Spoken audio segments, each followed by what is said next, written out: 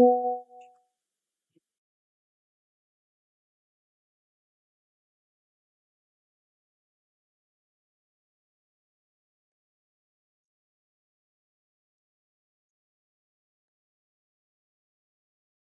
adik-adik, jadi dalam semester ini kita akan belajar bareng terkait dengan transducer.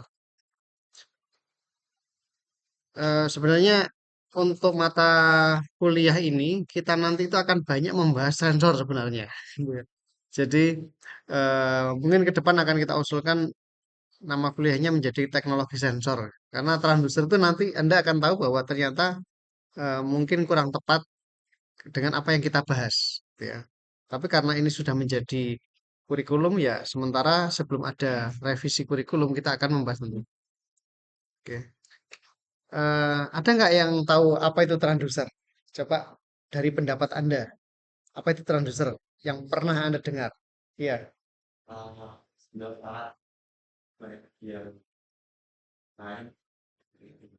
dari satu energi ke energi yang lain, oke, transducer.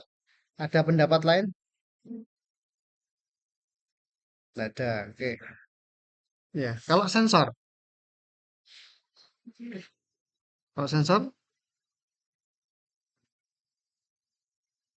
mengubah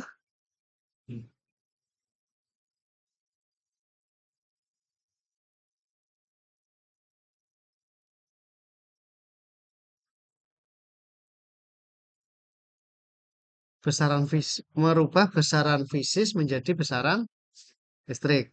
Oke. Nah, oke itu semua benar. Nanti kita karena ada banyak pendapat ya, tapi itu tadi sudah benar. Gini, seringkali kita salah kaprah ya, atau salah menempatkan atau salah menggunakan istilah ya. Di beberapa apa bidang itu saya temui ada orang yang mengatakan sensor itu sebagai transducer ya. Tapi ada juga yang ngomong ini sensor, ya. Padahal itu adalah transducer ya. Jadi seringkali kita itu salah kaprah ya. Nah, tapi memang mereka juga punya pendapat dan punya dasar apa pendapat dari eh, referensi, entah dari buku atau dari definisi. Nah, saya menggunakan istilah dari William DC ya. Kalau transducer itu adalah sebuah alat yang bila digerakkan oleh satu energi dalam sebuah sistem transmisi akan menyalurkan energi tersebut dalam bentuk yang sama, ya, atau dalam bentuk yang lain ke sistem transmisi berikutnya. Ya. Nah, transmisi ini bisa berupa listrik, mekanik, kimia, optik, ataupun termal. Ya. Atau seperti yang disampaikan teman Anda tadi juga benar ya. Jadi merubah dari satu energi ke energi yang lain. Kalau disederhanakan definisi ini seperti itu. Ya. Nah, contohnya generator itu adalah salah satu contoh transducer. Dia merubah dari energi mekanik menjadi energi listrik. Generator. Baik itu misalkan di PLTA atau PLTU. Nah, itu kan ada generator. Atau yang paling sederhana juga disebut dengan generator juga bisa, walaupun skalanya kecil, di kendaraan kita. Sebut aja di motor, ya, sepeda motor itu juga ada generatornya. Ya. Di bagian mesin yang bawah itu untuk membangkitkan listrik yang dipakai untuk ngecas aki maupun untuk lampu itu ada generatornya. Nah, itu memanfaatkan energi gerak dari putaran apa, mesin menjadi listrik. Ya. Terus sebaliknya motor ya itu transducer yang merubah menjadi energi listrik menjadi energi mekanik. Misalkan bor listrik, terus apa ini kipas kipas listrik ya. Ya, itu juga disebut dengan transducer. Ya.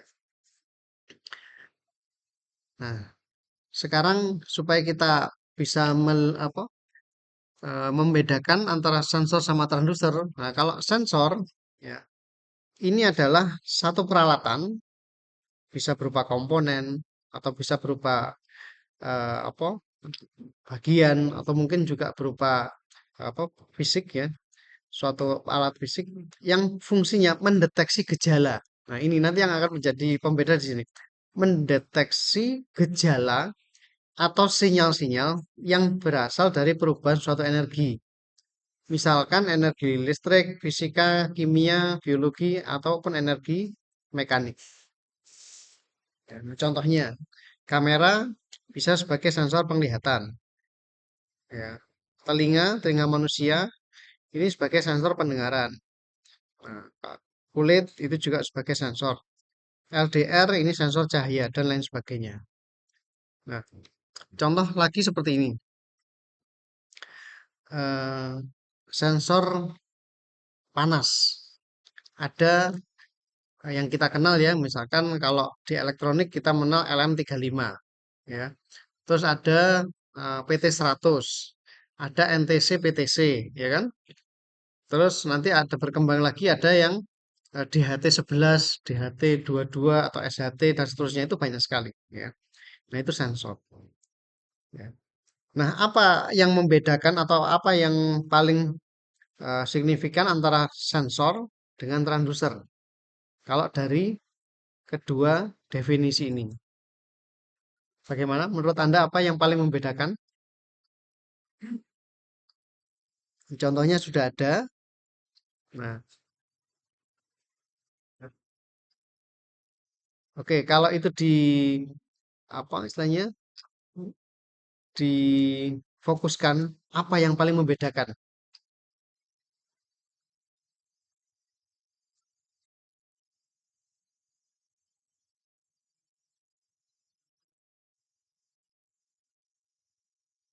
Prosesnya?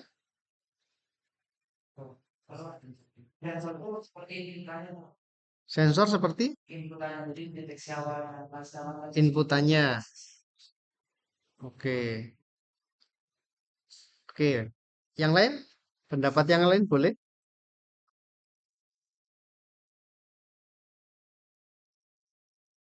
Oke, saya pancing gini aja. Termometer ya, termometer itu kan bisa mendeteksi panas ya. Oke.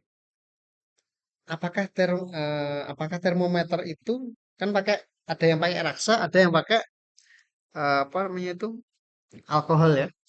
Ya, termometer alkohol yang warnanya merah. Lah raksa itu yang perak, yang ada logamnya. Apakah termometer itu ketika dicelupkan pada air yang panas atau sumber api yang panas dia mendidih? Enggak, gitu ya. Tapi air ketika dipanaskan di atas kompor, ditaruh di panci, apakah airnya mendidih? Gitu. Padahal alkohol itu juga eh, bahannya kan juga cair ya. Berarti dia juga punya titik didih yang kurang lebih sama dengan air kan? Tapi dia tidak mendidih ya. Oke. Apakah energi yang dipakai di air, air yang dimasak tadi, sama dengan energi yang dipakai untuk menggerakkan alkohol yang ada di dalam termometer? Hmm? Hmm? Beda. Iya. Begini, untuk memasak air, Anda butuh api yang seberapa? Besar. Ya, mungkin kita nyebut besar, mungkin penampangnya ya pokoknya di bawahnya panci ya, bisa terus. Nah, apakah energi yang tertransfer berpindah semua ke air? Tidak, tapi mayoritas iya, ya kan? Kan nggak ada yang terbuang ke samping. Kan rata-rata ya sudah masuk ke situ semua. Kalaupun ada ya nggak banyak. Ya. Ya kita sebut aja 80% api itu dipindah ya dengan transdusernya di sini adalah kompor dan panci ya. Kan pindah semua ke dalam air terus airnya bisa mendidih karena apa? Energi dari kompor masuk ke air, airnya mendidih. Jadi 80% lah, sebetulnya 80 sampai 90 energinya itu kepindah. Berarti kompor di sini disebut dengan transducer. Nah, di saat yang bersamaan Anda mencelupkan termometer ke panci atau ke apinya. Nah, terus dia bisa mengetahui bahwa oh suhu apinya sekian, terus dipindah ke air, oh suhu air yang mendidih sekian. Apakah energi dari kompor tadi semuanya kepindah ke termometer? Tidak, enggak kan? Karena kan yang mayoritas malah ke panci. Yang kesini kan hanya paling hanya dicuplik aja kan dari sekian misalkan apa kompornya bulat gitu ya. Kan hanya satu sisi aja yang Anda ukur. Nah, tapi suhu yang diukur itu sama dengan eh, yang di apa yang di kompor tadi, yang diukur di termometer. Nah, dari di sini kan bisa kita kita rumuskan bahwa yang membedakan antara transducer dan sensor itu adalah di perubahan energinya. Ya, kalau transducer itu hampir atau ya hampir ya, kita nyebutnya hampir itu entah 80, 90 atau 99. Itu terpindah ke bentuk yang lain. Ya kan? Kalau kompor itu kan dari gas atau dari minyak pindah semuanya jadi panas, ya kan? Hampir semuanya pindah. Kan berganti, ya. Tapi kalau sensor itu hanya gejalanya saja, ya. Gejala itu ya artinya hanya sedikit ya yang diukur, tapi energinya tidak semuanya pindah. Ya, jadi paling gampang melihatnya adalah dari jumlah energi yang dikonversi. Ya. Kalau di termometer ini kan hanya sedikit energi yang dikonversi menjadi gerakan atau penunjuk di termometernya. Itu sensor. Dan hampir semua perilaku sensor dia hanya mencuplik sedikit sekali untuk apa?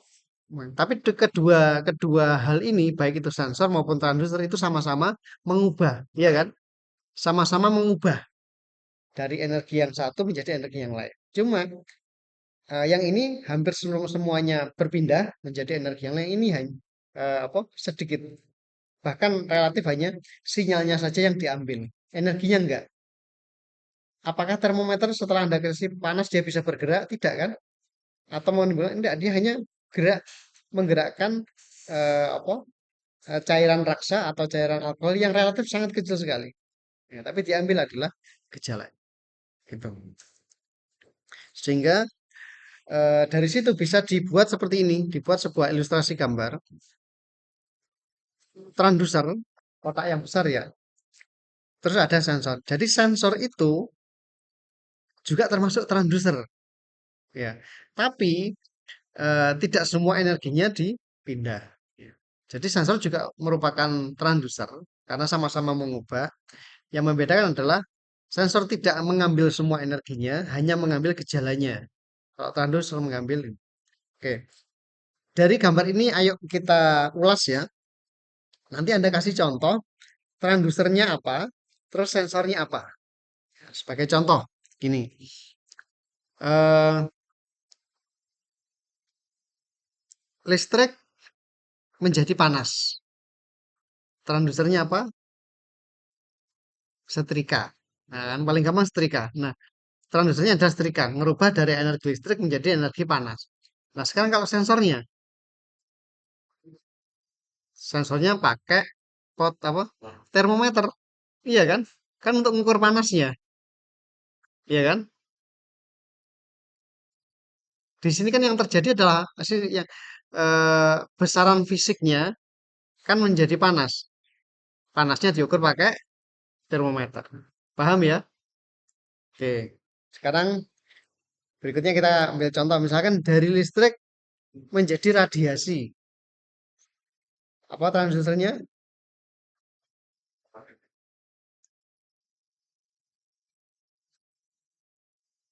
Lampu itu termasuk radiasi atau panas? Panas. Hmm? Lampu ya bohlam wis Anda bingung pakai ini. Hah? Radiasi bukan. Sampai akhirnya di sini juga ikut terang. Kalau nggak ada lampu ini nggak terang. Nah, energinya dari sini pancarannya dalam bentuk apa? Cahaya.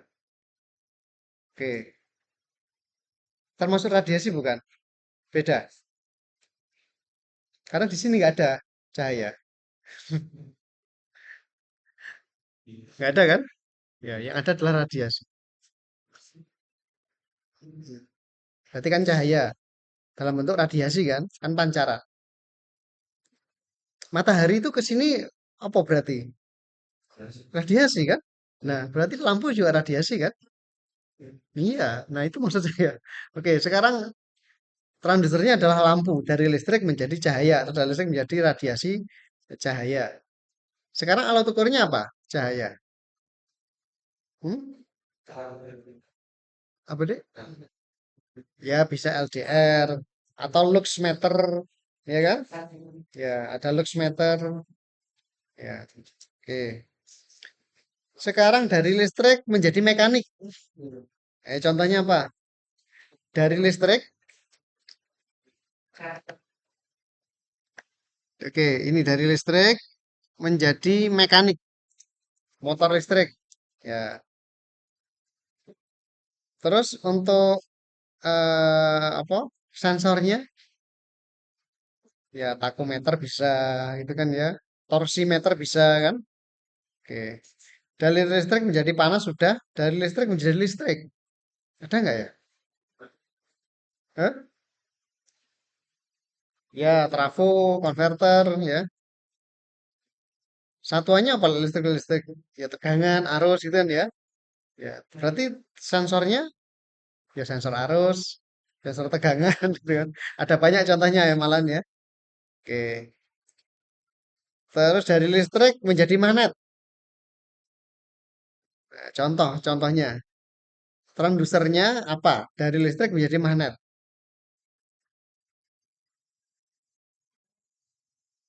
Hah? Magnet loh ya, outputnya magnet. Contoh paling gampang yang itu apa? Di yang untuk narik besi-besi terus pindah ke sini. Nah, itu contohnya elektromagnetik. Ya maglev, ya magnetic levitation kereta kereta listrik itu kan juga dari listrik menjadi magnet kan? Ya, sensornya ada. Ya, yang mau kecil mau besar juga ada. Oke. Dari listrik menjadi kimia. Listrik menjadi kimia, kira-kira apa? Listrik, kimia. Ya, baterai, aki ya. Ya, baterai, aki itu berarti transdusernya itu akinya atau chargernya? Akinya ya. Ya, karena yang merubah itu menjadi kimia kan ya di sel-sel akinya kan? Ya, oke. Nah, itu dari listrik menjadi yang sebelah kanan tadi. Nah, sekarang kalau dari kita balik eh, dari radiasi menjadi radiasi, mana nggak kira-kira? Dari cahaya menjadi cahaya.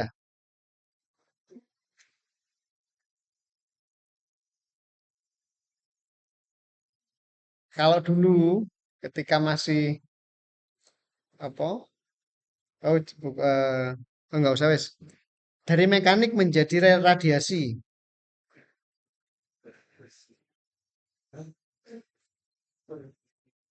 Atau gini aja, eh kalau perubahan dari ini bom atom, itu kira-kira dari yang sebelah kiri apa, sebelah kanan apa? Kimia ya. Kimia menjadi radiasi, bisa menjadi panas, ya. Bisa juga menjadi listrik kan ya. PLTN, ya. Pembangkit listrik tenaga nuklir itu kan dari. Oke. Kalau dari magnetik menjadi magnetik menjadi listrik, magnetik menjadi listrik, generator ya, ya generator. Nah, adapun pemicunya memang dari gerak kan ya, tapi yang di generator itu kan medan magnet permanen, terus digerakkan di depan lilitan, kumparan, akhirnya muncul listrik. Kalau dari magnetik menjadi mekanik, ada magnetik menjadi mekanik, ada. Ya tadi itu motor itu kan, motor.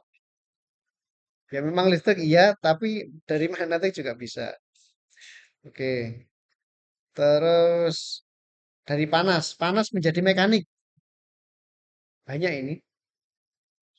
Panas menjadi mekanik. Ya, kereta uap zaman dulu kan ya. Kereta kereta api zaman dulu atau mesin Stirling itu kan juga panas. Ya. Ya. Mesin ya, mesin itu sebenarnya juga transducer kan ya. Mesin dari panas atau dari kimia. Kimia juga bisa. Mesin kendaraan bermotor itu kan dari bensin, eh, dari bahan bakar dengan udara, terus dikasih percikan api akhirnya menimbulkan panas. Nah, panas akhirnya menjadi gerak. Sensornya ada ya. Ya bisa sensor panasnya, bisa sensor apa, torsinya dan lain sebagainya. Oke, dari situ bisa diambil banyak contoh ya, dan bisa membuat kita menjadi apa, paham bahwa mana yang termasuk kategori transducer, mana yang termasuk sensor. Sudah paham ya dari ilustrasi ini ya? Oke. Jadi nanti ketika Anda eh, terjun di bidang Anda, di industri atau di apa, tempat kerja atau di lapangan, jangan sampai apa, salah lagi dalam mengambil pengertian ya. Karena di beberapa bidang ada yang masih ada yang menyebutkan ini sebagai transducer, padahal dia sensor gitu ya. Tapi ada juga yang ngomong sensor padahal dia transducer. Jadi semoga ilustrasi ini bisa memberikan kita pengertian bahwa transducer itu yang ya sebagian besar energinya itu pindah atau berubah menjadi energi yang lain.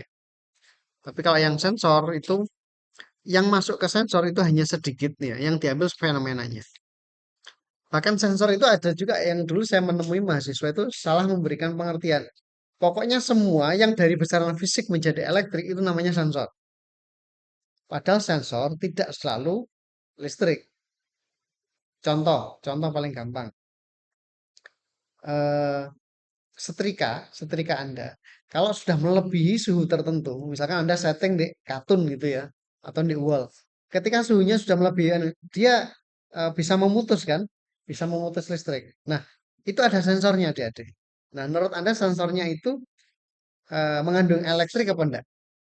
Enggak, karena dia hanya sebuah bimetal, ya, besi yang memiliki koefisien muai yang berbeda, di-coupling jadi satu. Nah, kalau suhunya sudah tercapai tertentu, dia akan bengkok, terus memutus sambungan listriknya. Jadi memutus kabelnya. Nah, bimetal di sini dia sebagai sensor kan, ya karena dia mensensing suhu tertentu. Nah, jadi tidak selalu menghasilkan listrik seperti itu. Tapi memang untuk saat ini banyak atau bahkan mayoritas sensor itu keluar sinyalnya dalam bentuk arus listrik. Ya, oke ya. Oke, kita lanjut. Karakteristik statis ya. Nah, sensor ya atau transducer ya. Ini memiliki beberapa karakteristik, ada karakteristik statis, ada dinamis ya. Nah, kalau yang statis, nah yang pertama adalah akurasi ya, terus sensitivitas, resolusi, hysteresis, repeatability, sama linearitas. Ya. Anda sudah ngambil kuliah PBE atau belum? Sudah ya. Berarti ini seharusnya sudah ini ya. Akurasi, apa itu akurasi? Ada yang ingat akurasi?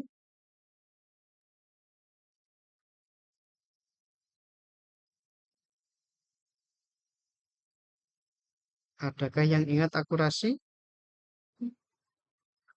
Karena nanti akurasi itu 11-12 dengan presisi gitu ya. Akurasi ke presisi. Oke.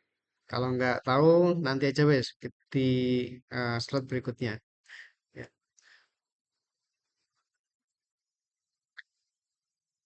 Ini juga nanti ada kok pengertian di sensitivitas. Kalau resolusi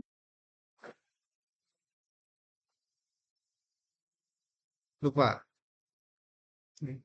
Resolusi itu nilai terkecil yang masih bisa dideteksi, yang bisa ya dideteksi. Misalkan begini, Anda punya sensor suhu gitu aja.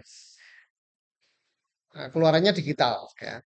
Misalkan pada saat perubahan dari 1 derajat ke 2 derajat atau mungkin suhu ruangan ya misalkan dari 25 ke 26 dia masih bisa membaca perubahan dari suhu 25 terus dinaikkan suhunya menjadi 26 dia masih bisa membaca.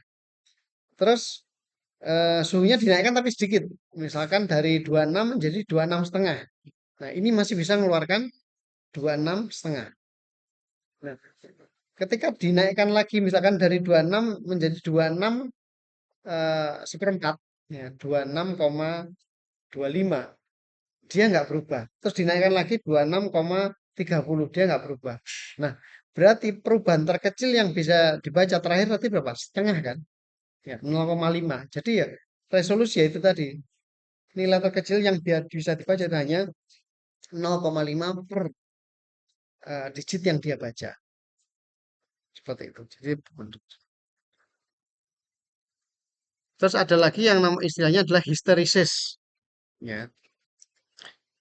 Jadi hysteresis itu gini adik-adik. Ada sensor yang eh,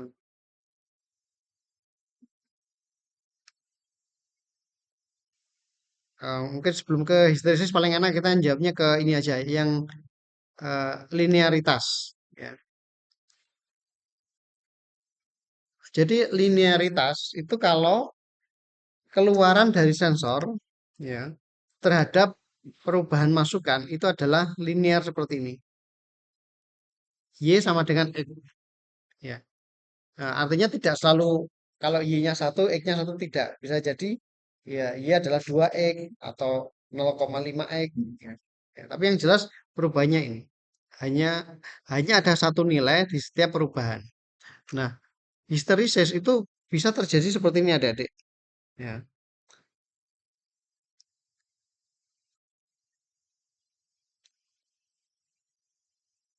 Ya.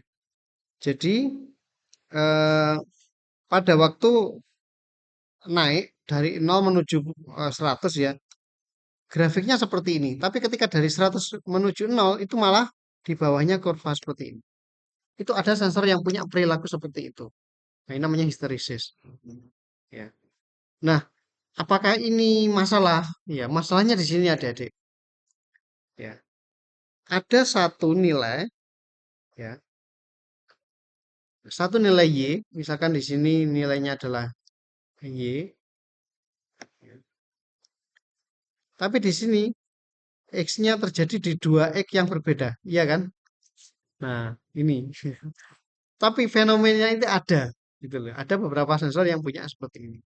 Nah, nah ini jadi masalah. Ya, tentunya eh, nanti dalam pelaksanaannya atau di dalam prakteknya itu ada penyesuaian, ya.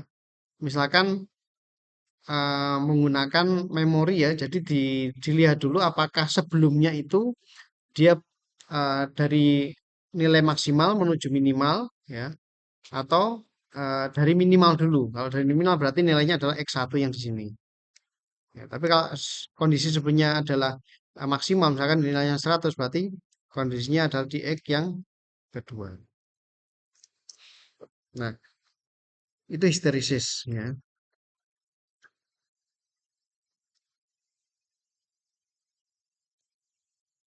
Repeatability ya. Jadi kemampuan dari sensor atau transducer yang dia dalam beberapa kali pengukuran dia memberikan nilai yang sama. Nah, ini juga karakteristik status yang harus dimiliki oleh sebuah sensor maupun transducer. Ya. Karena ya nggak lucu ya kalau sensor sekali ngukur, setelah ngukur berikutnya nilainya berbeda, kan ya lucu gitu kan. Andai kan sensor ini dipakai di timbangan buah gitu misalkan ya. Pembeli pertama beli 1 kilo dapat 1 kilo beneran ya. Pembeli kedua eh, kalau beruntung dia malah dapat 1,5 kilo gitu kan. Nah, terus apa pembeli yang ketiga malah dapat 3/4 kilo. Ya, kan berarti kan merugikan ya. Ya kadang-kala merugikan, ya kadang-kala menguntungkan. Tapi ini kan nggak boleh terjadi. Sensor itu atau transducer itu harus memberikan hasil yang sama. Berapa kali pun dilakukan atau dipakai. Makanya ini menjadi salah satu karakteristik statis yang penting dari sebuah sensor maupun transducer.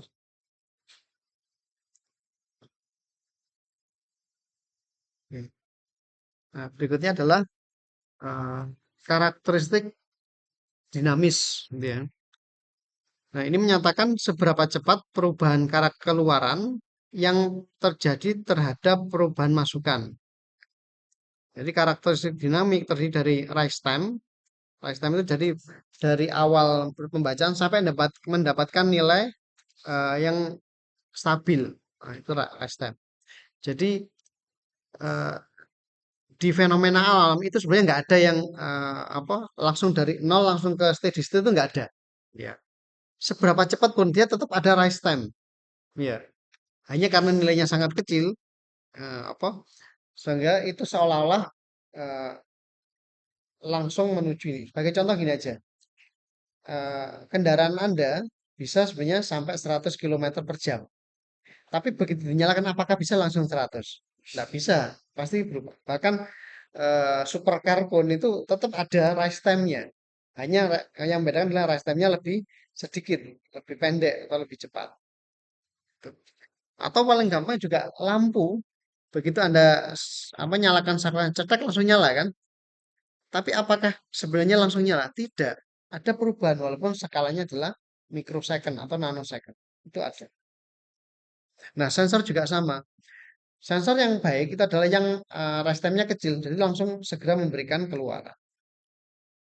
Nah, ini kaitannya dengan apa? Misalkan kayak gini, sensor arus gitu misalkan ya.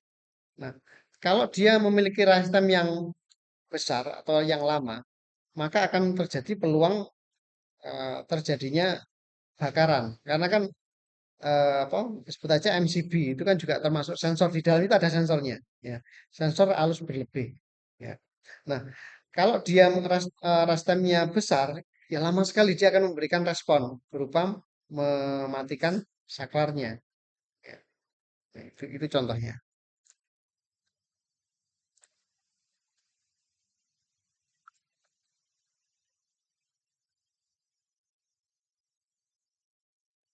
Terus yang kedua adalah time constant ya waktu konstantanya ya terus ada dead time terus ada respon frekuensi. Terus ada parameter order 2, rasio peredaman, frekuensi natural, settling time, dan maksimum overshoot. Hmm.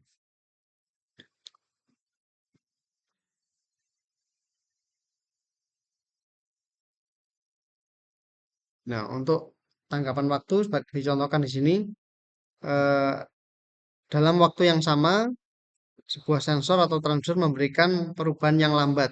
Ya, karena frekuensinya, eh, kalau yang sebelah kanan itu perubahannya cepat. Di waktu yang sama dia memberikan respon yang cepat.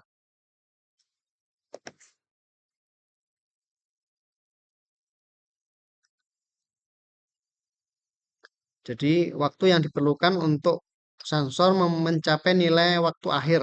Ya. Dinilai masukan yang berubah secara mendadak.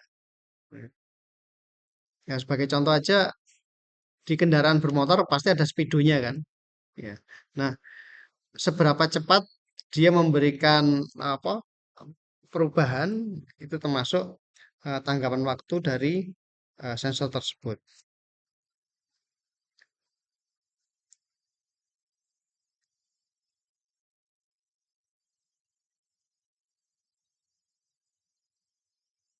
Berikutnya adalah pemilihan transducer ya, atau sensor. Ada beberapa hal yang perlu dipertimbangkan ketika Anda memilih sebuah transducer ataupun sensor. Ya. Pertama adalah kekuatan ya, atau proteksi terhadap beban lebih. Sebagai contoh begini adik-adik, eh, sensor suhu, Anda pernah tahu PT 100? Kalau PKL harusnya ketemu, kalau yang di industri. Ya, ya. Jadi kalau di industri yang di situ ada kaitannya dengan panas, maka Anda nggak akan menemukan LM35 atau pakai DS 1820 itu enggak ada ya karena itu untuk apa istilahnya itu ya untuk edukasi aja gitu ya ya kalau di industri biasanya menggunakan PT 100 atau termokopel ya itu yang dipakai Ya. Kenapa kok tidak menggunakan LM35? Karena faktor kekuatan. Jadi PT100 itu bahannya adalah dari platinum. Ya, jadi platinum itu memiliki eh, sebenarnya sama punya punya apa karakteristik resistansi seperti apa LDR. Kalau LDR untuk cahaya ya. Eh, yang untuk anu NTC sama PTC ya. NTC sama PTC itu sama dengan karakteristiknya seperti PT100 platinum. Ya. Cuma kalau PT100 itu bahannya itu kayak kapasitor. Kalau Anda pernah tahu kapasitor ya. Nah, kalau dia ditaruh di bejana atau di tanur ya atau di panci yang di industri ya, itu nggak akan kuat karena bahannya aja sudah ringkih ya, apa rapuh gitu ya. Tapi kalau menggunakan PT100 dia lebih kuat karena memang bahannya adalah dari platinum.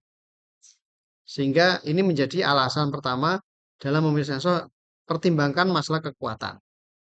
Kecuali kalau objek atau plan yang diukur itu tidak apa tidak besar atau tidak terlalu tinggi ya oke aja kita pakai NTC atau PTC untuk sensor suhunya. Terus yang kedua ukuran fisik ya. Apakah ukuran fisik memenuhi untuk dipasang pada tempat yang diperlukan? Ya. Sebagai contoh Anda mau ukur misalkan sama masih objek yang sama ya di industri makanan di mana di situ eh, cairan sebut aja industri susu gitu ya. Itu kan susu yang habis dipasteurisasi kan lewat pipa-pipa seperti itu. Kira-kira kalau pakai bimetal bisa nggak? Bisa. Cuma apakah bimetal bisa masuk? Nggak bisa, itu masalahnya. Ya. Sehingga ukuran fisik, ya kita cari yang bisa masuk ke dalam pipa. Terus yang kedua linearitas. Nah, ini seperti yang tadi ya, yang bagus adalah apa, keluaran dari sensor itu linear. Ya, jadi perubahan masukan akan diikuti dengan perubahan keluar yang linear. Ya. Terus memiliki stabilitas yang tinggi. Ya. Ada beberapa sensor ya yang akan berubah kemampuannya ketika ada faktor lain di luar itu. Misalkan gini, ada sensor cahaya itu eh, bisa mengukur atau bisa mengirim dari satu tempat ke tempat yang lain dalam kondisi suhu normal. Tapi pada suhu yang berbeda, dia akan melengkung sehingga apa sensornya tadi akan berpengaruh dengan penerimanya. Ya. Sehingga harus dicarikan sensor yang dia juga tahan terhadap perubahan lingkungan, baik itu perubahan suhu atau perubahan tekanan, ya. Bahkan termasuk ini gangguan listrik, ya. Jadi gini, sebagai contoh sensor tegangan dan arus itu kan digunakan untuk mengukur arus bisa mulai dari arus yang kecil sampai arus yang besar, baik DC maupun AC.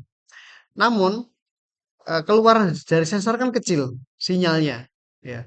Bahkan kalau masuk ke apa mikro itu kan ada yang levelnya 0 sampai 5 atau 0 sampai 3,3 kan. Nah, sinyal ini misalkan keluar dari sensor itu cukup kecil, sebut aja ukuran milivolt, maka dia itu rentan terhadap gangguan.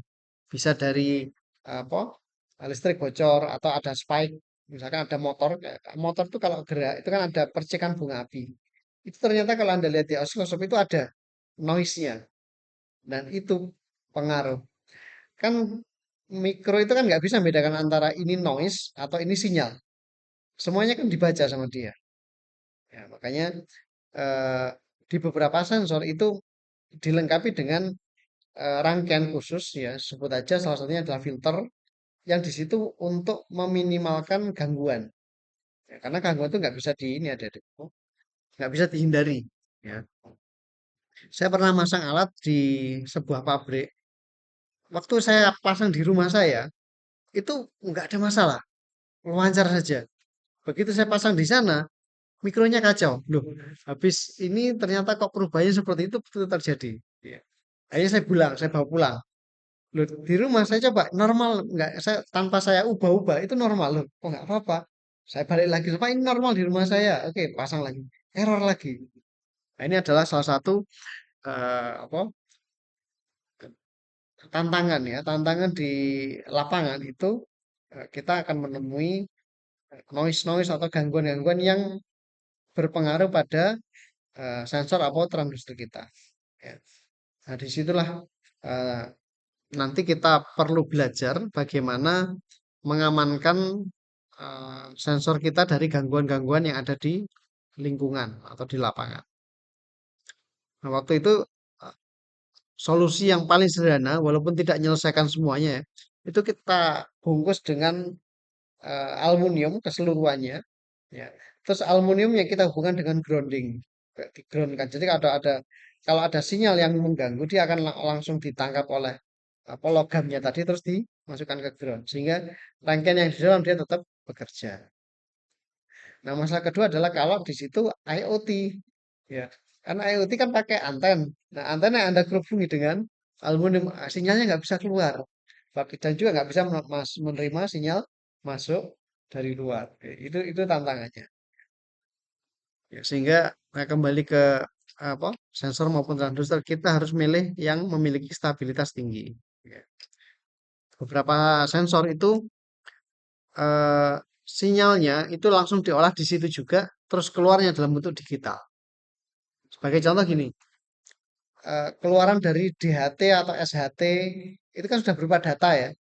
Nah, di dalamnya itu sebenarnya sudah ada rangkaian yang untuk ngolah sinyal analog dari sensor sampai menjadi sinyal digital. Ya. Nah, itu adalah upaya untuk meminimalkan gangguan. Kalau sensor analog, terus Anda lewatkan lewat kabel, itu banyak sekali noise-nya. Satu, sepanjang ini kan sebenarnya dia kan berlaku sifatnya seperti resistor juga kan. Nah, itu pertama mengurangi amplitudo, mengurangi apa tegangan dari keluaran sensor.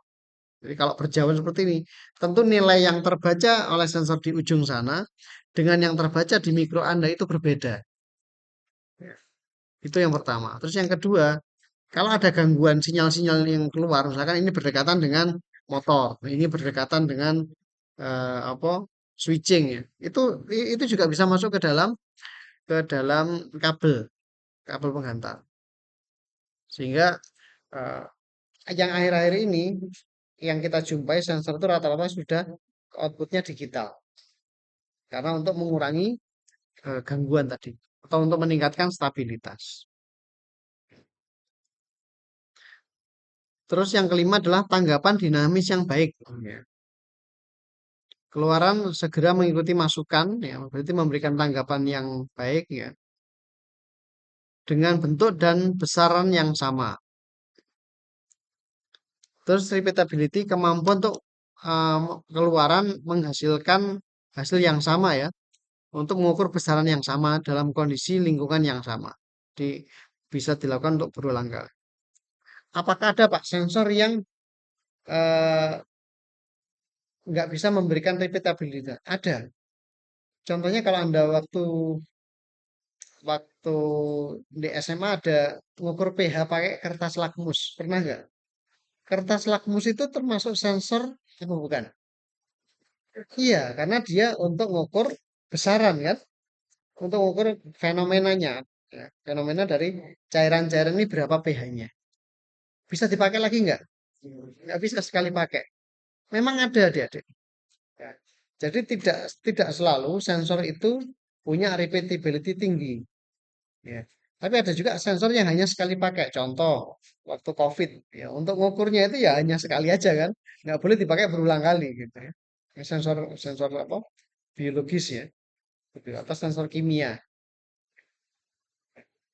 Tapi kalau di bidang kita biasanya di bidang apa elektromekanikal dan lain sebagainya itu sensor itu diharapkan sensor yang bisa repeatability. Karena apa? Karena prosesnya berulang terus. Misalkan contoh, sensor dipasang untuk mengukur suhu adonan makanan. Masuk sekali ngukur ganti sensor ya kan. Padahal proses kan berjalan terus ya kan. Sehingga di kasus ini dibutuhkan sensor yang repeatability-nya tinggi. Tapi di kasus yang lain justru yang dibutuhkan hanya sekali pakai. Contoh ngukur ini apa gula darah gitu kan ya. Itu ada sensornya yang strip itu betul yang strip kita ambil sampel. Nah, setelah itu kan dibuang. Tapi kalau sensor tekanan darah itu dipakai berulang kali dia pakai sensor tekanan. Terus dipakai berapa kan? Nah, yang ketujuh, alasan pemilihan sensor adalah harga. Ya, walaupun ini bukan termasuk apa karakteristik teknis ya, tapi harga itu biasanya juga menjadi pertimbangan. Ya. Anda akan menemui ini ketika nanti Anda ada di dalam apa industri atau Anda menjadi manajemen di sebuah manufaktur, ya. Harga ini akan menjadi salah satu poin juga ya. Misalkan gini, ada sensor yang rusak atau transducer yang rusak. Ya, kalau mau pakai yang ori yang sama seperti sebelumnya, maka harganya sekian. Tapi ada opsi penggantian dengan sensor atau transducer yang lain dengan memiliki fungsi yang sama. Ya. Nah, di beberapa apa pabrik atau perusahaan mereka memilih ori aja karena terkait dengan ISO, terkait dengan manajemen mutu misalkan. Di sini harga bukan masalah, yang penting semuanya sesuai SOP. Nah, oke nggak masalah, berarti harga di sini entah mahal atau murah, yang penting ori. Nah, tapi di perusahaan yang lain, di mana ada beberapa faktor yang bisa di apa istilahnya itu bisa dikompensasi atau bisa di apa itu maklumi gitu ya, bisa dimaafkan ya. Oke, kita pilih harga yang murah aja, tapi dengan spek spek ngukur yang sama, ya, harganya lebih murah, mungkin mereknya aja yang berbeda nggak apa-apa. Nah, itu juga menjadi alasan pemilihan. Oke, kita lanjut klasifikasi transducer. Ya. Jadi ada eh, dibagi dua, ya, transducer itu. Yang pertama adalah self-generating transducer, transducer yang membangkitkan sendiri energinya. Ya, artinya tidak memerlukan sumber energi dari luar. Misalkan piezo. Pernah tahu piezo, adik-adik? Di mana Anda tahu? Ada banyak contohnya ya piezo ini. Piezo itu bisa bisa transducer, bisa sensor, bahkan bisa juga aktuator. Bisa ngasih contoh adik-adik?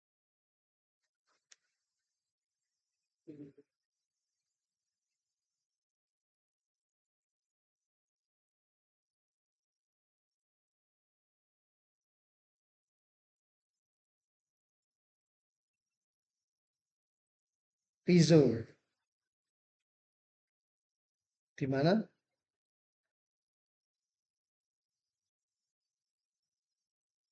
Ya. Salah satu contohnya adalah ini adik-adik, apa sensor tekanan. Ya, sensor tekanan yang pakai diafragma, ya, itu dia menggunakan piezo sebagai sebagai apa dasar sensornya. Ya. Jadi ketika ditekan dia akan melengkung. Nah, lengkungannya ini akan menimbulkan tegangan. Ya, tegangannya kecil. Artinya dia tanpa bahkan dia bisa diukur pakai avometer. Apa berapa tegangannya. Gitu. Terus yang kedua termokopel. Termokopel itu dari dua logam yang berlainan jenis terus dikopel jadi satu, ya. Terus dipanasi. Nah, nanti di kedua ujung ini akan muncul tegangan. Ya relatif kecil sih, cuma dia bisa ya, bisa menghasilkan tegangan.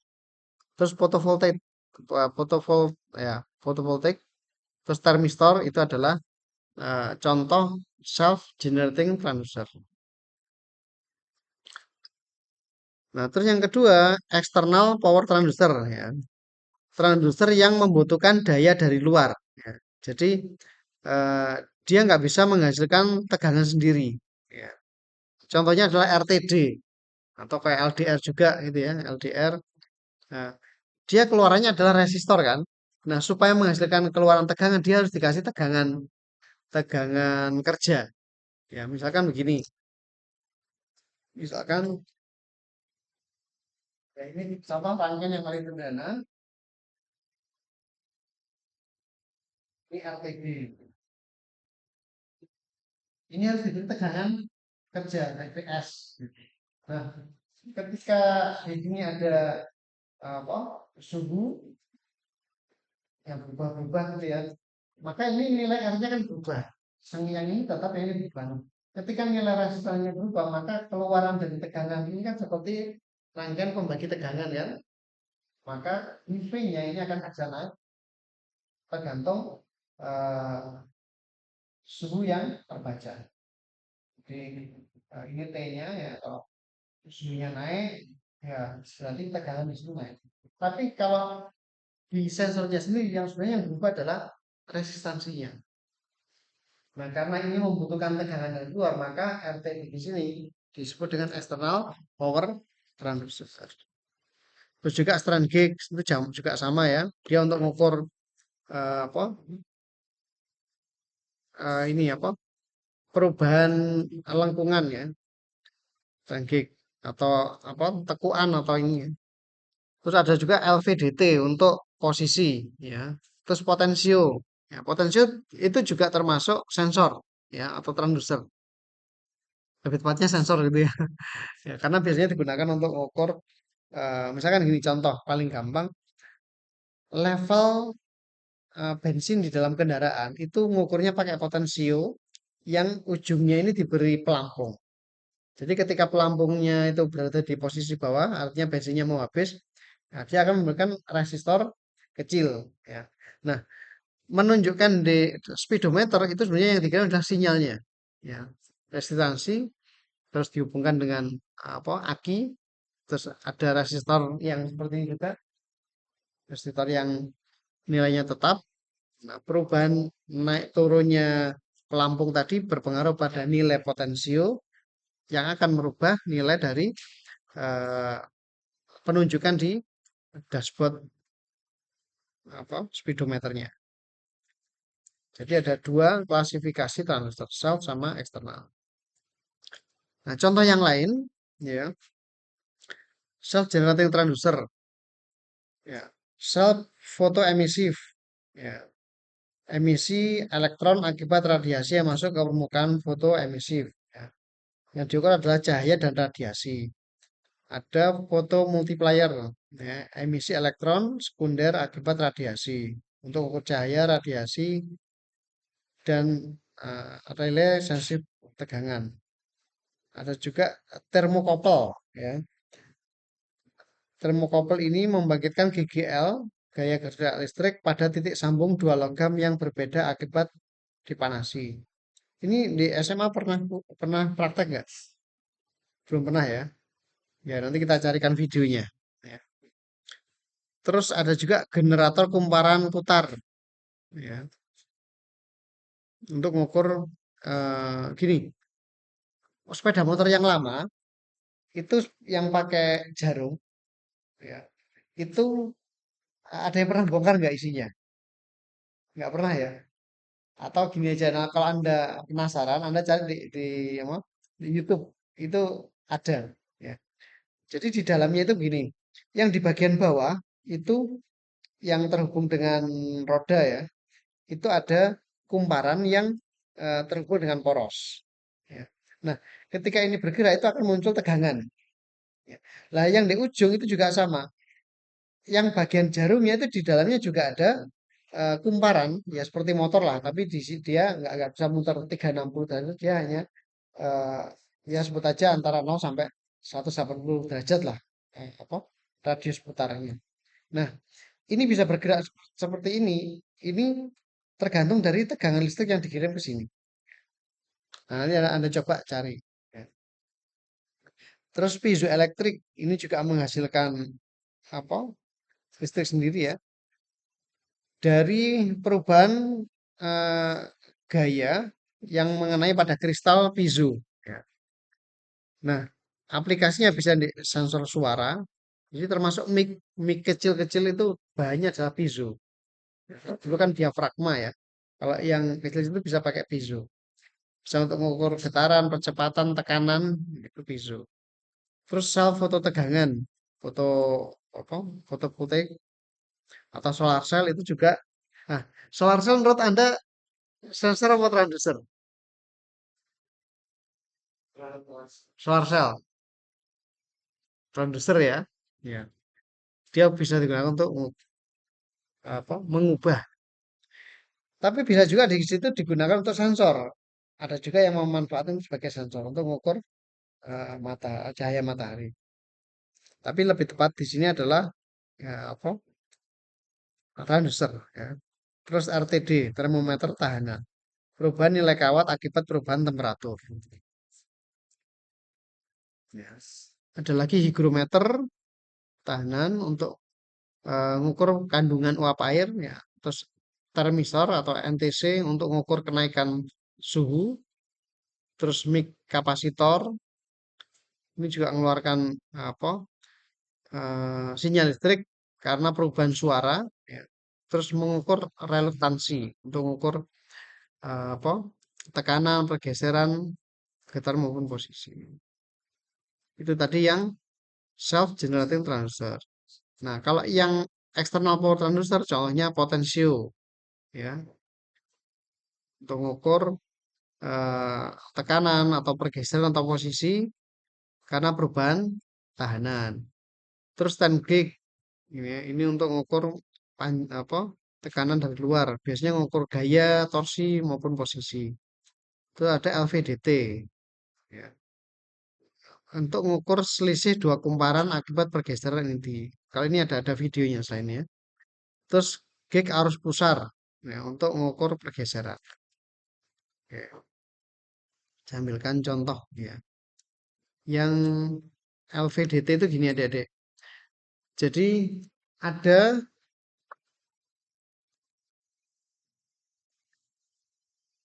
ini ada bilah logam, terus di sini ada kumparan, ini kumparan primer, terus ini ada kumparan sekunder. Nah, sekundernya ada dua, yang dirangkai seperti ini. Yang bagian ini dihubungkan dengan bagian ini. Terus yang sebelah sini, ini ke sini ke output, ya, disilang. Yang bagian primer ini menghasilkan sinyal, sinyal yang konstan. Ya. Nah, kalau posisinya di tengah-tengah seperti ini, maka eh, kan kumparan itu kan bisa memberikan apa, radiasi elektromagnetik kan, disalurkan lewat bilah ini tadi. Kalau posisi seperti ini di tengah-tengah, maka di bilah sekunder satu maupun sekunder dua itu akan mendapatkan tegangan yang sama, termasuk sinyal yang sama. Ya. Nah, ketika ini dihubungkan ini kan dibalik ya, yang bawah dapat dari sini. Terus ini outputnya ini yang atas, ini yang atas. Nah, ketika dirangkai seperti ini, nanti jadinya seperti ini. Kalau pas posisi tengah-tengah, maka resultannya antara S1 sama 2 itu sama dengan nol karena kan sama. Nah, tapi kalau di sini apa bergeser ke arah kiri, maka yang di sini lebih besar, yang di sini lebih kecil. Nah, yang kecil dikurang yang besar ini akan berada di bawahnya nol atau minus. Ya. Tapi sebaliknya, kalau ini yang sebelah di atas, ya S1 lebih besar daripada S2, maka nilainya akan di atas nol. Nah, ini ilustrasinya seperti ini. Nah, kelihatan ya. Jadi ketika di tengah-tengah, ya. Nah, yang hijau sama biru yang Anda bisa lihat ya di sini hijau sama biru, ya. Nah, ketika sama, maka outputnya di sini nol. Nah, ini kan sama. Ke atas, yang ini ke bawah. Plus, ya sebut aja, punyanya adalah plus satu, yang ke bawah minus satu. Plus satu ditambah minus satu kan sama dengan nol. Ya kan? Nah, ketika ini bergeser ke kiri, ya, maka yang kiri akan lebih besar tegangannya. Terus yang kanan karena menjauh dari primer, maka nol. Maka di sini outputnya akan lebih lebih tinggi ketika ini. Nah, ini lebih tinggi ketika ini puncak, yang ini nol. Nah, perubahan ini adik-adik yang dimanfaatkan. Ya, ini nanti dihubungkan dengan misalkan logam terus dihubungkan dengan ini. Nah, misalkan ini LVDT-nya, terus ini ada bilanya. Ini kan masuk keluar. Nah, ketika segini berarti oh ini berarti ukurannya adalah atau perpindahannya adalah 2 cm.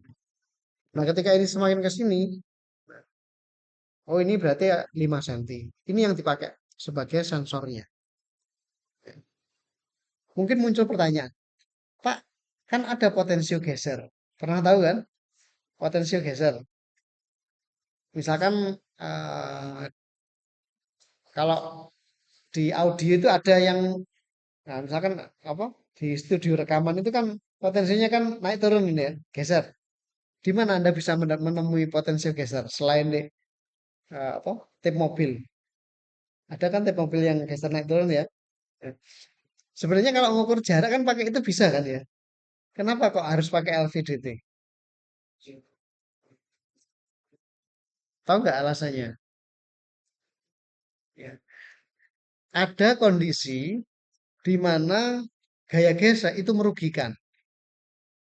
Misalkan gini, untuk ngukur yang berulang terus, bahkan dalam waktu 1 jam itu sampai ribuan kali ngukur, maju mundur kayak gini. Kan ada objek yang dibutuhkan pengukurannya kayak gitu. Kalau pakai potensio itu lama-lama akan terkikis kan, lama-lama. Suatu saat akan hilang itu, bahkan nggak akan. Nah, kalau pakai LVDT ini nggak ada bagian yang tergores, iya kan? Ini kan pakai bilah aja. Bilah itu Anda kasih oli itu udah aman. Walaupun berulang kali apa ngukur, maka dia nggak akan aus. Kalaupun aus, ya lama lah, masih lebih lama daripada pakai potensio. Seperti itu. Oke.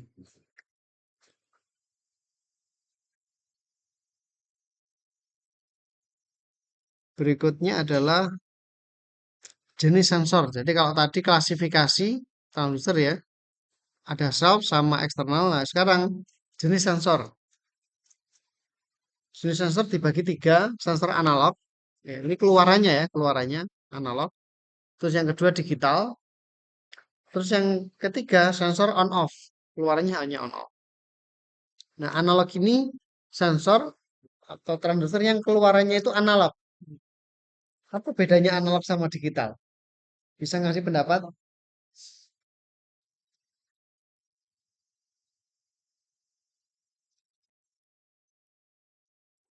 Apa bedanya analog sama digital? Kalau on off sudah jelas ya. Ya, contoh tadi sudah kita singgung apa tadi? Bimetal atau sensor on off untuk setrika ya. Nah, itu on off. Contoh paling gampang. Nah, kalau analog sama digital apa yang membedakan?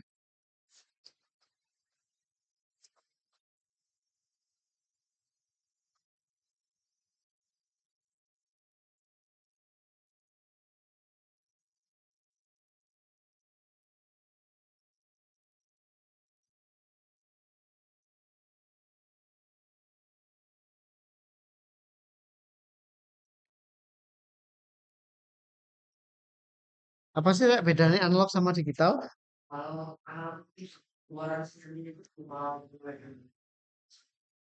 BBM.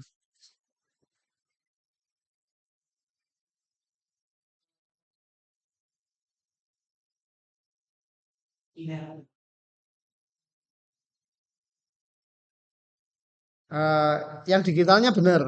Tapi yang analognya kalau Anda ngomong BBM kayaknya kurang tepat. Karena PWM itu digital. Iya, PWM itu digital deh malah. Iya.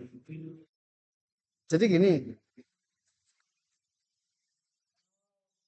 digital itu hanya dua nilai. Dua nilai itu satu atau nol. Ya, ini nol. Lagi ini aja digital. Kalau analog, ya nilainya itu tidak nol dan satu. Ya. Satu di sini apa kita paham ya bisa 5 volt, bisa 3 volt, bisa 10 volt itu kan ya. Satunya lagi loh, hanya dua nilai tok, nggak ada nilai yang lain. Kalau analog ya macam-macam. Nah, kalau kita gambar seperti ini dalam satu satuan waktu, misalnya ini kan satu satuan waktu kan misalkan ini satu, dua, tiga. Antara nol sampai satu ini hanya nilainya satu. Satu sampai dua, nol.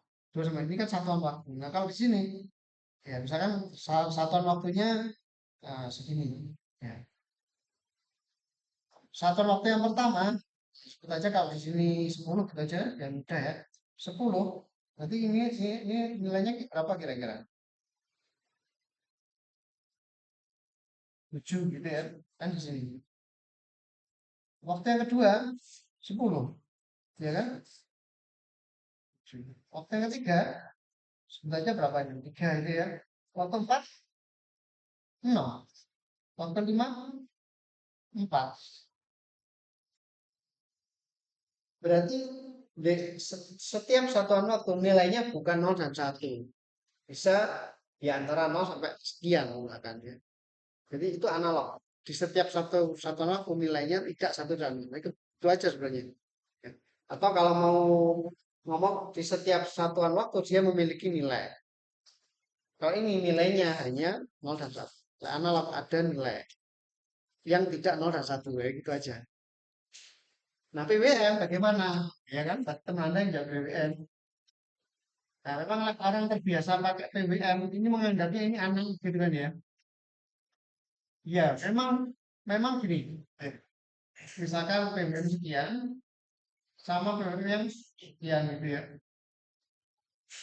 Nah, dalam satu satuan waktu atau ini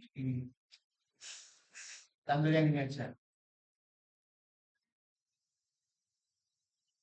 Dalam satu satuan waktu, misalkan ini satu, ini dua, ini nilai yang pertama, ini alat PWM-nya sekian, biasanya ini nilainya adalah 50%. Itu kan ya. Anggap aja di 10, ini keluarannya di sini itu 5 volt. Tapi ketika di sini sampai di sini, ini yang diambil ini. Ini eh, munculnya sekian, sebut aja 1 volt. Ya memang keluarannya analog, karena nilainya tidak 0 dan 1, tidak 0 dan 10, tapi ada hanya 5, 4, 3. Tapi secara fisik, kalau Anda ukur ini digital, karena satu cuma 0 kan nggak ada nilai di tengah-tengahnya. Ya kan?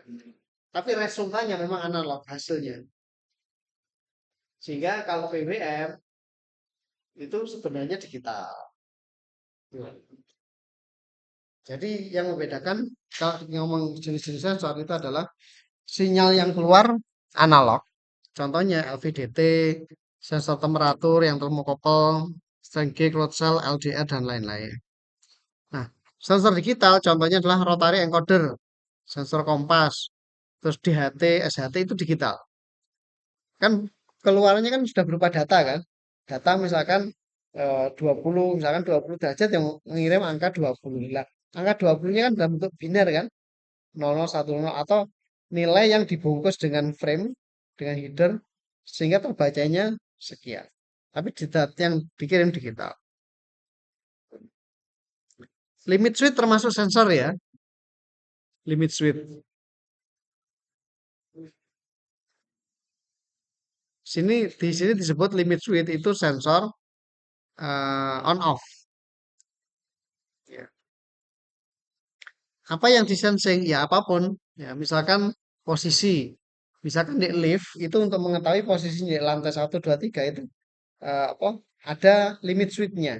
Jadi kalau mengenai limit switch berarti dia sudah posisi di lantai 3. Terus pindah lagi ke lantai 4 misalkan. Ada limit switch. Oke. Macam-macam sensor dari besarannya ya. Sensor perpindahan, sensor berat. Nah, jadi berat, fluida, suhu lingkungan, perpindahan itu besarannya ya. Nah, sensornya kalau untuk perpindahan dan posisi ada potensio, LVDT, RVDT, linear motion. Sensor berat ada strain gauge, load cell. Ya. Sensor fluida yang terkait dengan cairan ya. Ada level, ada tekanan, terus ada aliran. Itu kan terkait dengan besaran-besaran di dalam fluida atau cairan. Terus sensor sistem navigasi. Nah, navigasi itu kan ada posisi, kemiringan, terus apa lagi? Percepatan, kecepatan itu kan. Ada giroskop, kompas digital, ya. Terus sensor yang terkait dengan besaran untuk monitoring lingkungan, misalkan CO2, terus nitrogen, kelembapan, suhu, dan lain sebagainya. Ya. Oke. Kita akan mengulas sedikit-sedikit ya. Ini akan kita tampilkan beberapa contoh sensor ya. Nanti penjelasan detailnya itu akan kita bahas di tiap pertemuan. Ya, oke. Kita ambil ke contoh untuk sensor suhu. Ini adalah besaran yang paling banyak dan paling sering kita temui. Ya. Sensor yang digunakan untuk mendeteksi gejala perubahan panas atau temperatur atau suhu pada dimensi benda atau dimensi ruang. Contoh sensor suhu. Ya. Ada bimetal, termistor, termokouple, RTD, fototransistor, fotodioda, fotomultiplier, fotovoltaik, LM35, pirometer, hygrometer, dan lain sebagainya. Ada banyak ya. Nah, masing-masing ini punya pendekatan dan fungsi yang berlainan. Ini sesuai dengan ini. Contoh, kenapa kita nggak pakai LM35 pada setrika? Ya, kan bisa deteksi suhu kan LM35. Atau mengapa nggak pakai SHT atau DHT untuk setrika bisa kan sebenarnya ngukur. Untuk wall itu sekian derajat Celcius. Untuk denim, untuk jeans gitu ya, itu sekian derajat. Itu bisa sebenarnya. Cuma kenapa nggak pakai itu? Ya karena LM35 ribet harus nambahin komponen, harus nambahin mikro, harus nambahin relay kan ribet. Maka dipakailah bimetal. Bimetal cukup dua logam berbeda jenis. Oh, koefisien muai terus dikopol. Udah selesai. Simpel. Ya. Sama juga, kenapa kok termometer nggak pakai bimetal? Ya sebaliknya, nggak cocok gitu kan ya. Butuh tempat yang bisa sebenarnya.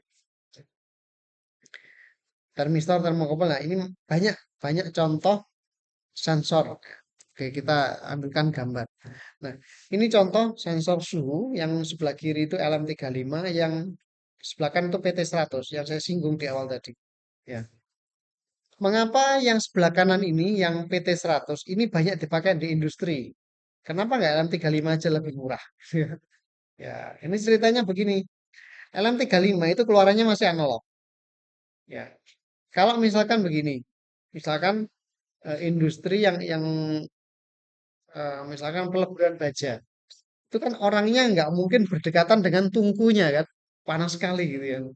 Paling yang ada di situ lengan-lengan robot, sensor aktuator yang ada di dekat tungkunya. Orangnya berjauhan. Bahkan mereka biasanya malah berada di ruang kontrol. Saya pernah field trip ke Cilegon, yang pabrik baja itu ya, Cilegon. Itu eh, pabriknya sangat panas karena ya memang ngelebur biji besi sampai jadi besi. Ya. Oh, panas sekali. Tapi ketika kita diajak ke ruang kontrol, dingin sekali. AC-nya sangat dingin. Ya, ya. Di ruang kontrol itu bisa melihat semua fenomena yang ada di dalam pengolahan tadi. Ya.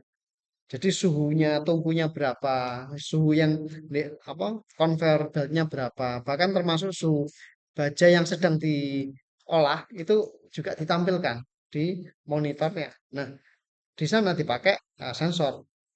Nah, jarak antara plant dengan ruang kontrol itu sangat jauh, ya, bahkan sampai ratusan meter, bahkan sampai mungkin masuk kategori kilometer. Nah, kalau pakai LM35, maka sinyalnya kalau lewat kabel yang sepanjang itu maka akan hilang di tengah jalan. Kan LM35 itu keluarannya kan tiap 1 derajat Celcius itu 10 milivolt. Jadi kalau 25 derajat Celcius itu 250 milivolt, nggak sampai 1 volt, seperempatnya. Nah, lewat kabel yang sepanjang ini ya udah drop di tengah jalan, hilang. Ya. Nah, maka dipakailah sensor yang suitable dengan industri. Nah, biasanya pakai yang ini PT100. Ya. Nah, sensornya ini di ujungnya ini adik-adik, yang PT100 di ujungnya ini bahannya platinum. Nah, yang besar di sini, ini di dalamnya adalah rangkaian. Ada op-amp, ada mikro, ya. Sehingga keluaran dari sensor ini sudah nggak berupa sinyal analog, tapi sudah berupa data. Data itu lebih aman karena mau berapa kilometer pun dia nggak ngedrop pertama. Kalaupun ngedrop, dia dinaikkan lagi tegangannya, dikasih buffer di tengah-tengah. Itu sinyalnya masih apa? Datanya masih bisa kembali, masih bisa dibaca. Ya, jadi lebih mudah ketika sudah berupa data, misalkan suhu 100 derajat, ya udah muncul langsung angka 100 dalam bentuk biner, dikirim ke sana, seperti itu.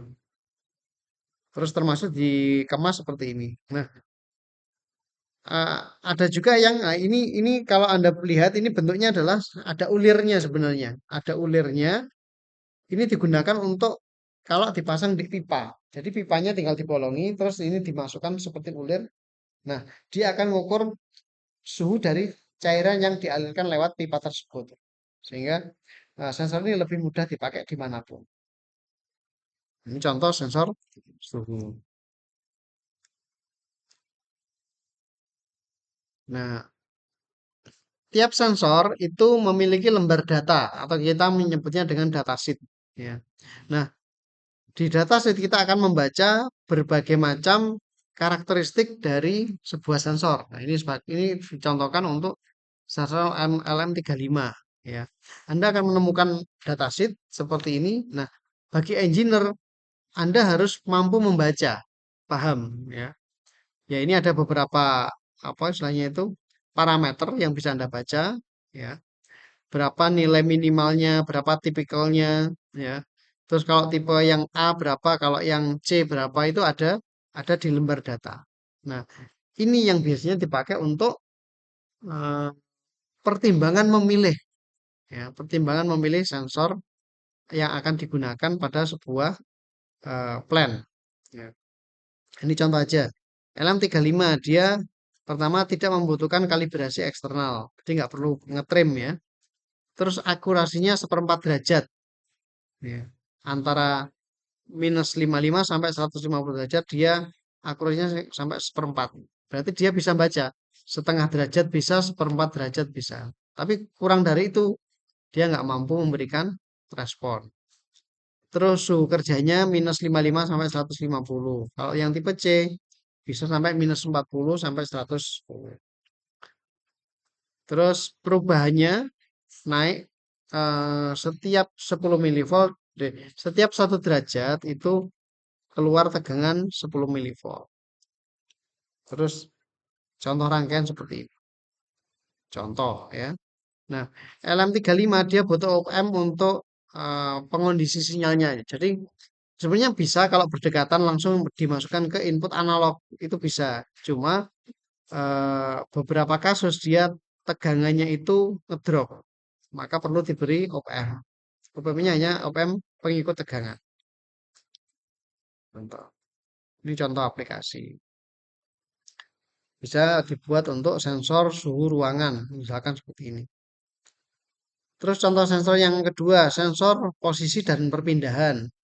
Nah, ini yang menggunakan LVDT atau RVDT ya. Kalau LVDT ini yang linear variable. Ya. Kalau yang RVDT rotary variable, dia untuk mengukur apa? Yang bentuknya lingkaran. Gitu. Nah, ini speknya atau parameternya dia lebih sensitif terhadap gerakan, terus catur dayanya berupa tegangan AC atau DC osilator, keluarannya berupa tegangan. Nah, kenapa dipakai LVDT atau RVDT ini lebih kepada yang mengurangi gesekan tadi. Ya, sebenarnya pakai potensio bisa. Nah, cara kerjanya tadi sudah ya, sudah divideokan. Nah, masih dengan besaran yang sama, posisi dan pertimbangan itu bisa menggunakan potensio, ya, potensio geser, ya, itu bisa.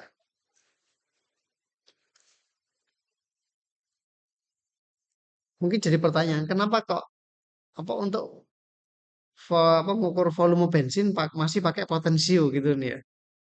Katanya lebih baik yang LVDT gitu kan ya? Nah, pertimbangannya adalah di harga. LVDT itu kemarin saya nyoba nyari itu rata-rata masih di atas 500 ternyata. Saya kemarin tuh butuh ya, sebenarnya butuh LVDT. Ya, ada satu kasus yang saya butuh sensor yang minim gesekan. Ya. Tapi saya coba cari-cari linear motion, LVDT, rata-rata masih di atas 500. Artinya nggak jadi pakai itu. Mungkin akan mau menggunakan potensio. Ya.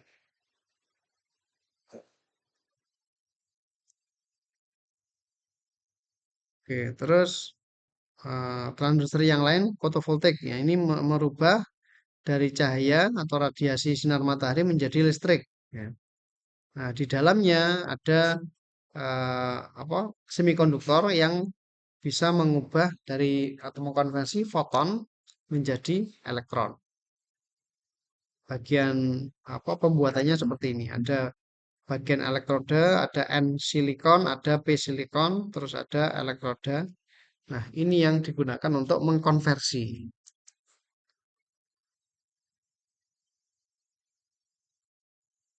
Jadi ada tipe N, tipe P digabungkan terus ada apa? Kalau ada foton yang masuk, ya, maka dia akan memindahkan ya foton-foton yang ada di sini pindah ke ini sehingga bisa mengalir. Ya, jadi tegangan. Terus untuk besaran gaya dan tekanan kita bisa menggunakan namanya strain gauge. Ya, strain gauge ini eh, prinsip kerjanya sama seperti piezoresistif ya. Jadi ada gauge faktor. Jadi ini seperti apa ya? Kayak sisir gitu ya. Tapi sebenarnya itu adalah resistor kecil ya. Terus kalau dia dibengkokkan ke arah sini atau ke sebaliknya, dia memberikan perubahan resistansi. Ya, kecil sekali. Ini seperti anu kok. Saya pernah megang itu ya, untuk yang strain gauge-nya ya. Itu setipis apa mika yang dipakai untuk Anda jilid laporan. Setipis itu, ya, setipis itu. Tapi dia apa sensitif ya. Dia memiliki gauge faktor ya. Ya. Dia berubah resistannya karena ada keregangan atau apa kebalikannya regang sama apa istilahnya itu kalau meluas itu sama menyempit ini regangan sama menekan lah ya ada regangan. Ya. Nah, biasanya itu tidak menggunakan satu tapi biasanya menggunakan sepasang. Jadi dia bisa mendeteksi perubahan ke segala arah ya, segala arah.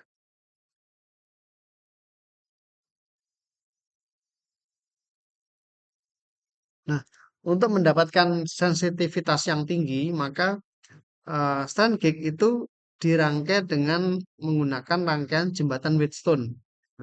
Kan jembatan Wheatstone itu dia bisa memberikan selisih selisih apa tegangan dari keempat pasang resistor ya.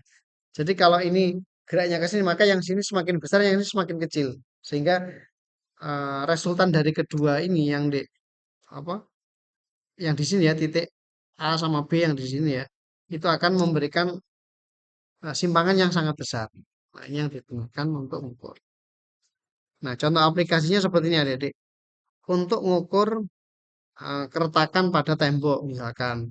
Atau bisa juga untuk mengukur keretakan pada tanah, di tebing itu bisa. Jadi eh, diberi apa? Diberi dua tiang pancang yang mengarah pada tanah dan itu nggak bisa bergerak ya. Terus di tengah-tengahnya ini diberi gig. Kalau ini ada gerak sedikit aja, bukan karena pengaruh angin tapi ya. Jadi memang pengaruh tanahnya geser, maka akan memberikan perubahan. Termasuk ditaruh di apa mesin ya itu juga bisa. Jadi kalau mesin itu terjadi pergangan, itu bisa dideteksi dengan cara seperti ini. Jadi strand gauge-nya karena ini sangat rapuh ya, dia ditempelkan di logam yang memiliki modulus tertentu ya.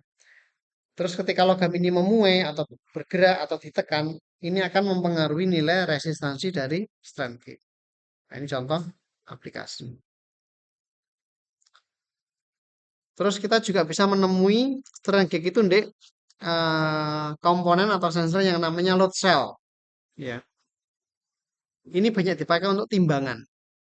Kalau di pabrik itu timbangan yang gede-gede itu ya. Nah, itu sebenarnya yang ngukur itu yang diukurnya adalah pemuaian atau peregangan atau penyempitan dari logamnya ini sebenarnya. Jadi logamnya itu sudah di apa didesain dia akan meregang pada apa kalau diberi beban sekian kilogram atau sekian ton ya. Nah, perubahan ini itu dihubungkan dengan strain gauge tadi, hanya jeda load cell. Contoh paling banyak dipakai adalah timbangan digital. Timbangan digital itu pakai strain gauge. Atau timbangan truk ya, truk muatan ya, itu juga pakai strain gauge. Besar sekali. Itu.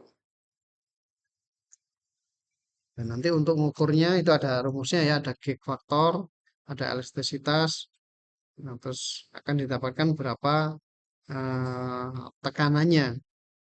Gitu. Terus ada sensor fluida, ya, tekanan udara atau tekanan cair ya. Ada kalau yang lama itu pasti menggunakan mekanis ya. Ada yang menggunakan circular Gordon tube ya atau spiral atau helikal itu untuk mengukur sensor tekanan. Kalau yang akhir-akhir ini yang banyak dipakai adalah untuk mengukur menggunakan piezo. Jadi piezo diletakkan pada sebuah membran yang tentunya diafragma. Kalau dia terkena tekanan fluida, dia akan bisa membengkok. Nah, piezo sendiri cara kerjanya ada ilustrasinya seperti ini. Ya. Jadi piezo itu sebuah kristal ya. Jadi ini komponen ya, punya kristal. Kalau dia diberi regangan, regangan berarti ditarik atau tekanan, maka ini akan menghasilkan tegangan. Ya.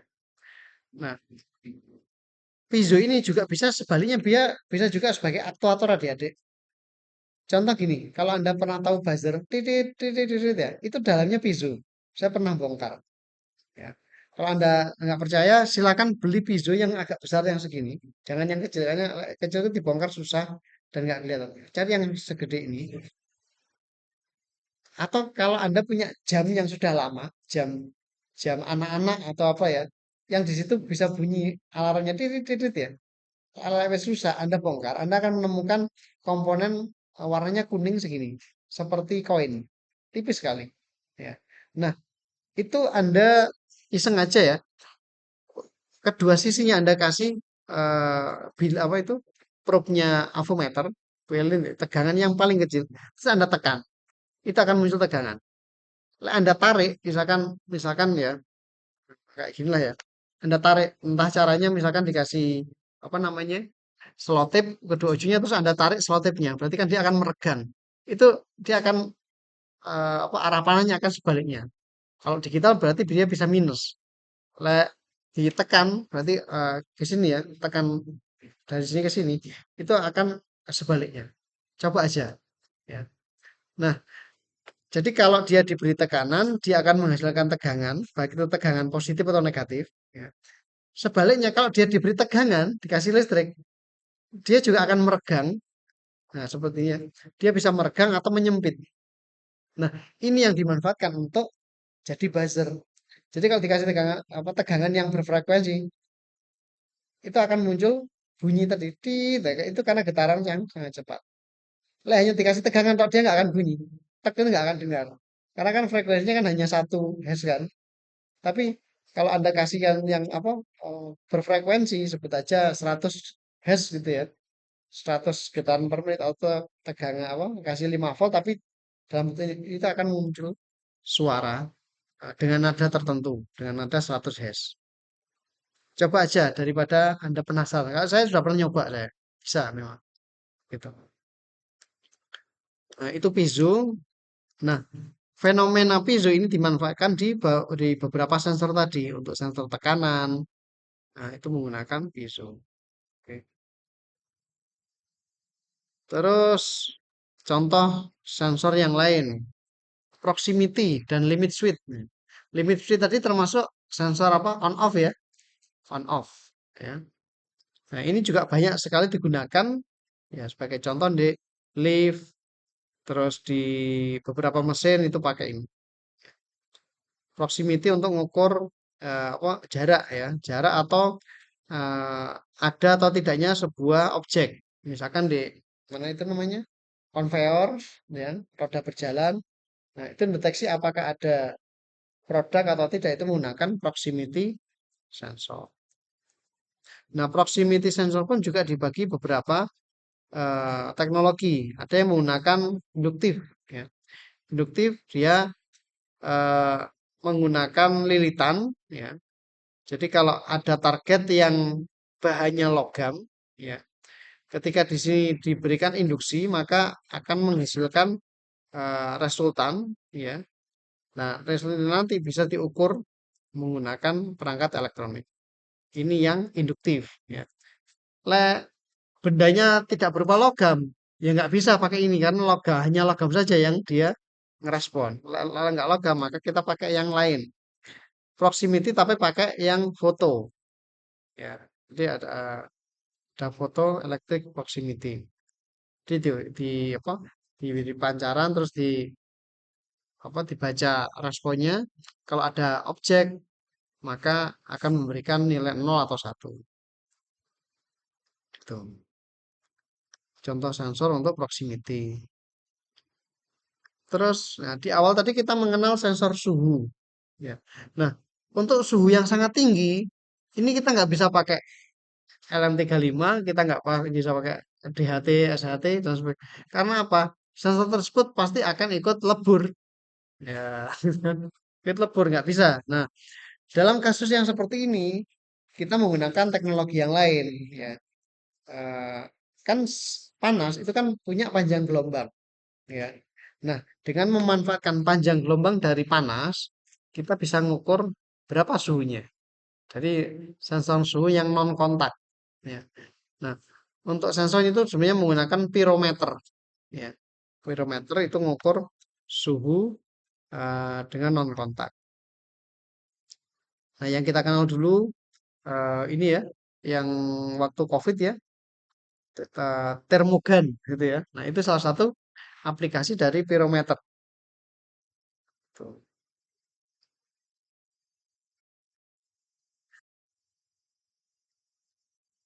Terus, nah, teknologi sensor tidak hanya yang berbahan apa fisik ya, fisika, ada juga yang dari MEMS, mikro apa dari mikro ya. Jadi mikro ini mikro mekanik. Jadi mekanisasi yang ya sebut aja salah satu mekanis kan bentuk pir ya, pir. Tapi itu banyak dari anu yang kecil sekali. Nah, contohnya adalah accelerometer itu dalamnya adalah eh, mikromekanik, mikromekanik. Nanti akan memberikan resultan berupa tegangan.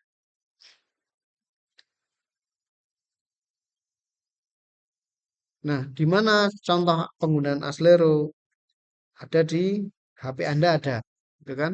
Akan ada game yang ini ya untuk apa? Sek-sek lah itu ya.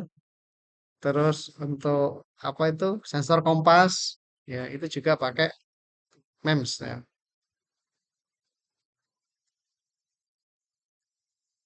contohnya. Mhm. Ya ini contoh yang lain untuk termometer digital. Nah, itu menggunakan kalau SHT DHT itu menggunakan apa ini apa namanya itu eh, se- bahannya adalah silikon dan ini ya.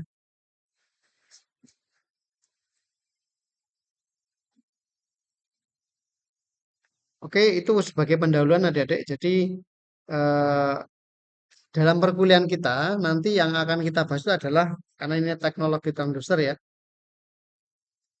Kita akan bahas sebuah apa namanya besaran, terus sensornya pakai apa. Nah, sensornya itu dibuat dari apa? Itu yang akan kita pelajari. Jadi selama 1 semester ke depan, itu yang akan kita pelajari. Nah, nanti juga akan ada tugas individu yang tiap orang berbeda. Misalkan si A membahas tentang, oh di sini ada. Saya contohkan, saya spill dulu lah ya. Nah,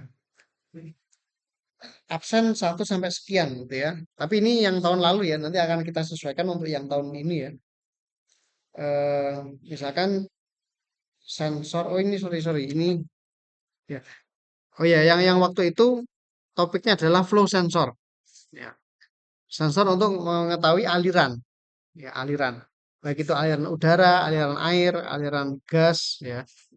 Nah, sensor flow atau aliran itu ada banyak prinsip kerja, ya. Ada yang menggunakan model turbin. Jadi untuk mengukurnya itu model kincir yang berputar, ya. Kan ada pernah menjumpai kan yang misalkan ada untuk mengukur angin, bahkan untuk mengukur cairan pun juga ada. Modelnya adalah turbin. Contoh yang ini adik-adik apa? Metranya PDAM, ya kan? Nah, itu kan pakai turbin itu prinsip kerjanya. Ya. Ada juga yang ngukur flow sensor tapi dengan thermal. Jadi eh, nanti gini, Anda akan menemui sensor yang ada di dalam pipa. Nah, sensornya ada dua. Yang satu di sini itu akan menghasilkan panas, heaternya. Dan ini dari tegangan plus minus. Nah, ketika ini diberi panas, ini kan akan muncul panas lah.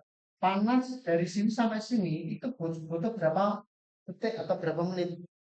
Nah, jadi begitu dinyalakan, ini sampai di sini terbentuk. Nah, ini berarti alirannya, mau mengukur alirannya yang beda. Itu prinsipnya seperti itu. Nah, terus ada juga yang model radioaktif. Ada yang menggunakan prinsip elektromagnetik.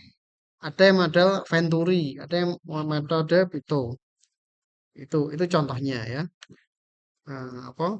Contoh kakak kelas ada dulu ada yang seperti itu. Ada juga yang pernah ya dibagi dalam bentuk seperti ini, membuat ulasan atau teknologi sensor atau transducer ya sesuai urut absen. Ini 20 ya mahasiswanya. Mungkin ini mungkin ya. Ya, ya mungkin ya. Tapi biasanya saya nggak aneh ya. Biasanya itu akan saya undi ya. Saya undi pakai apa roulette itu ya, biar adil gitu ya. Nah, ini topiknya ya. Eh, Bahas tentang rotary encoder ya. Jadi dia digunakan untuk mengukur besaran apa ya. Terus prinsip kerjanya bagaimana? Kan ada rotary encoder yang bentuknya kayak apa? Bundaran yang dikotai itu kan ya. Ada atau yang bentuk garis-garis outputnya nanti berupa bilangan biner. Ada yang seperti itu rotary encoder. Atau juga ada yang hanya menggunakan dua pasang apa fotodioda sama IR.